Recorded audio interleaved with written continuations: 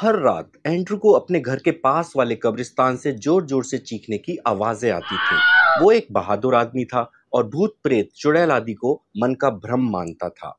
उसको लगता था कि उसका कोई पड़ोसी उसको डराने की कोशिश कर रहा है। उसने एक रात उस चीखने की आवाज का पीछा किया। वो आवाज का पीछा करते हुए एक कब्र के पास पहुंचा। आवाज उसी कब्र के अंदर से आ रही थी। उसने कब्र के ऊपर लिखा नाम पढ़ा। उसकी तो मानो सांस ही रुक गई। कब्र पर उसका नाम लिखा था और कब्र के अंदर किसी और की नहीं बल्कि उसी के चीखने की आवाजें आ रही थीं। उसने पास वाली कब्र की तरफ देखा। उसकी पास वाली कब्र पर उसका नाम लिखा था जिसने ये वीडियो देखा और लाइक नहीं किया।